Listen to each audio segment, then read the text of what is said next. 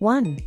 Principle of Earth's spiral motion: harmony between stillness and movement. The Earth does not simply orbit around the Sun, rather, it moves in a spiral motion because the Sun itself is moving. Furthermore, since the Sun follows the moving galaxy, it too moves in a spiral motion, and the Earth performs a double spiral motion following this spiraling Sun.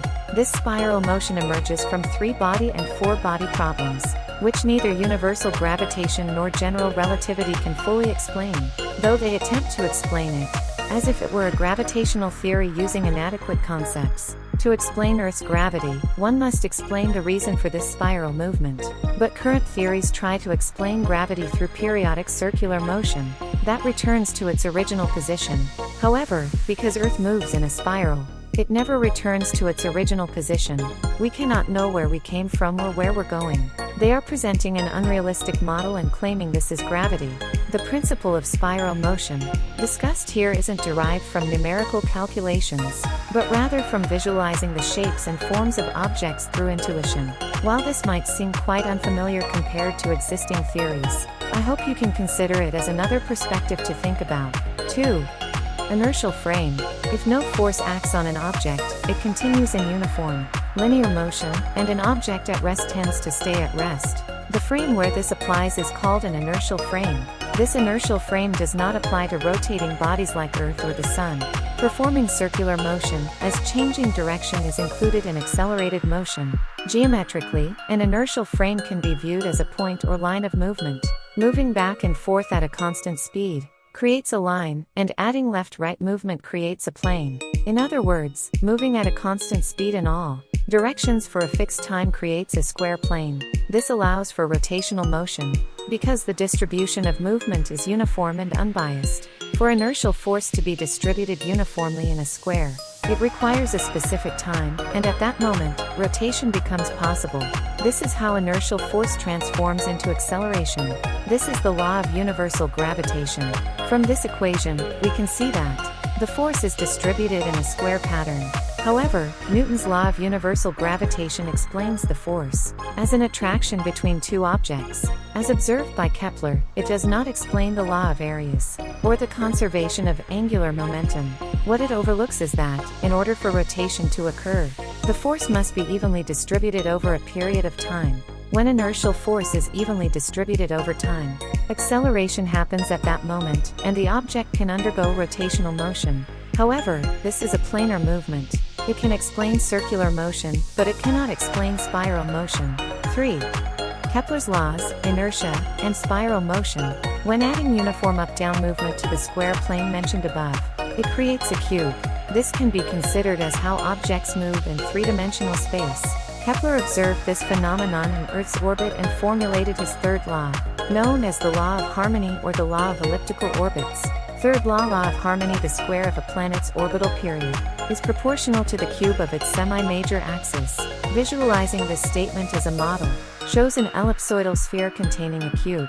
The square of the orbital period can be seen as the ellipsoidal sphere, and the cube of the semi-major axis can be viewed as the cube. The cube, representing uniform velocity movement, inertial force in space within a fixed time, transforms into rotational motion orbit while advancing, thus converting into spiral motion. In other words, when inertial force forms a uniform cube over time, it shows how orbital acceleration can transform into spiral motion in space. This demonstrates that Earth's orbit and spiral motion aren't caused by space being curved by object gravity, but rather by the uniform distribution of inertial force over time, transforming into rotational motion and then spiral motion.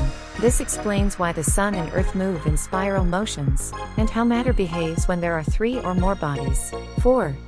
Harmony of stillness and movement: the fundamental principle of the universe. In an inertial frame, geometrically, uniform motion is linear motion in one dimension. In one dimension, because movement is only at constant velocity, we can think of past, present, and future as identical.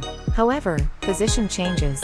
Since inertial force is linear motion, forming a square in 2 dimensions represents balance between inertial force and time, and forming a cube in 3 dimensions represents balance between inertial force and time. At that moment, objects can transform into accelerated motion, which Kepler observed and described in his second law of areas, and third law of harmony. Kepler's third law, the law of elliptical orbits or law of harmony, appears to be a fundamental law of the universe. It seems to be the fundamental principle applied to our world as well. It shows how the universe changes from a static state to a dynamic state. That is, it naturally shows how the transformation from an inertial frame to an accelerating frame embraces the small Earth by forming an unbiased elliptical orbit. 5. Harmony of service and the world. This represents an image of embracing all matter and life forms, large and small, within Earth. It's like heaven embracing the Earth. This appears to be the form of service that Jesus spoke of. It shows the universe's appearance of humbly lowering itself and serving, being open to all life and matter both large and small. Jesus' service appears to be a worldview, calling for an open mind to all diversity in the world, just as the universe is open to everything. The Lord created space, and that place is empty and boundless, an open world where anyone can go. It is open to anyone regardless of status, knowledge, wealth, or faith. While the world has its highs and lows, this doesn't deny them but rather doesn't discriminate between them. This is because Jesus saw the world's highs and lows as fluid. Jesus didn't ask who you were. He didn't discriminate based on whether you were poor or rich, knowledgeable or not, high or low in status. 6. Mandala.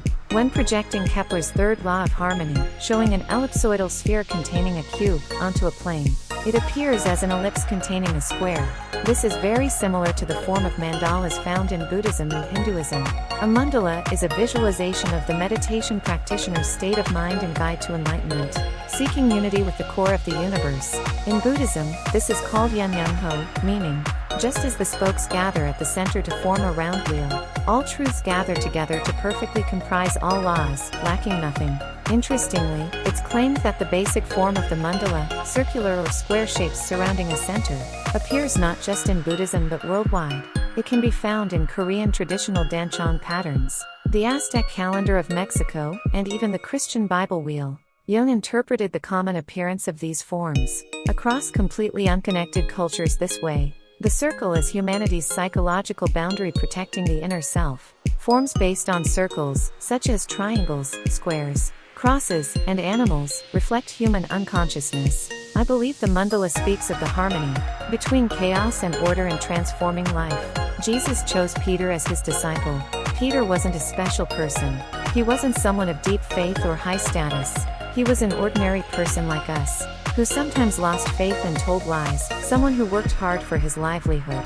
This seems to show that living with such ordinary inadequacies is human nature.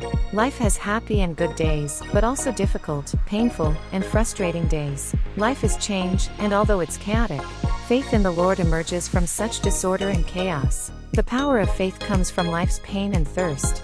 Humans are not eternal sinners. While we may temporarily fall into desire and corruption, Jesus came to tell us that because we have free souls, we can be reborn as good and creative souls that benefit others through free choice. Choosing Peter as a disciple speaks to the harmony between chaos and order, good and evil.